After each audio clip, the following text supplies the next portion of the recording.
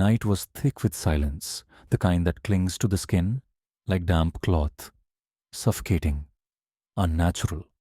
A hollow, breathless stillness blanketed the streets as if the world itself was holding its breath. At the very end of Hollow Street stood the house, an old forgotten structure with sagging walls and windows like vacant watching eyes. The townsfolk never spoke of it. They walked a little faster when passing by, their gazes never lingering too long, as if acknowledging its presence would somehow invite something unseen into their lives. For years, the house had been abandoned, left to rot, to be swallowed by time. But tonight, there was movement. A lone figure stood at the threshold, fingers hovering over the rusted doorknob. The air around them was unnervingly still. Not a single breeze stirred the overgrown grass. Not a single insect chirped in the dead of night. The silence felt unnatural, heavy, as if the house itself was listening. With a deep breath, they stepped inside. The floor groaned beneath their weight, the wooden boards bending like brittle bones. The scent of decay and dust thickened the air, settling in their lungs with each careful inhale. Candlelight flickered weakly from an old table at the center of the room, casting erratic, elongated shadows across the peeling wallpaper. The furniture, draped in sheets, stood like forgotten ghosts in the dim glow. Then, the whisper came, soft, delicate, almost affectionate.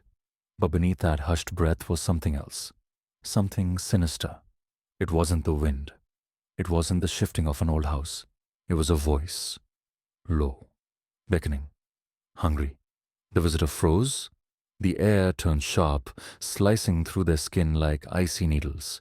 A slow, creeping chill slithered up their spine, wrapping around their bones, settling in the marrow. Then, a sound. From upstairs. A single, deliberate footstep. Then another. Slow, heavy, pacing back and forth, like something waiting for the perfect moment to descend. A deep, sinking feeling settled in their chest. The house was supposed to be empty. A floorboard creaked directly above them, loud and decisive. Their breath hitched. The candlelight flickered violently, as if disturbed by an unseen presence. The shadows stretched unnaturally, slithering across the walls like living things. Something was up there. Something was moving. The visitors swallowed hard. Their minds screamed for them to turn back, to flee before it was too late. But their body refused to move. Their legs felt leaden, their hands trembling as they reached for the staircase railing. Slowly, unwillingly, they began to ascend. The steps were uneven beneath their feet.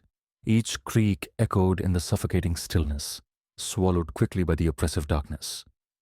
The second floor was shrouded in shadow, the hallway stretching impossibly long, as if the house itself had twisted and warped in their presence. A door at the end of the hall was slightly ajar, its darkness deeper than the rest of the house. Then came the laughter. Low, guttural, wrong. It didn't come from the hallway.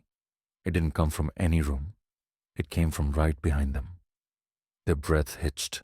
A shadow loomed over them, though no light cast it.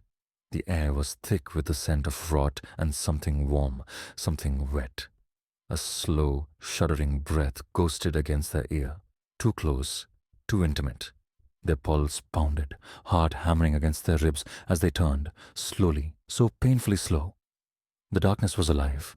It shifted, breathed, watched. And within it, something moved. A figure? A shape? No. Not just one. Many. Countless eyes, hollow and hungry, blinked open within the writhing black. And then, finally, the whisper came again. This time, so close it felt like it was inside their head. You shouldn't have come. The door behind them slammed shut. The candle downstairs snuffed out. And in that final moment, just before the darkness swallowed them whole, the last thing they heard was the laughter, echoing endlessly in the void.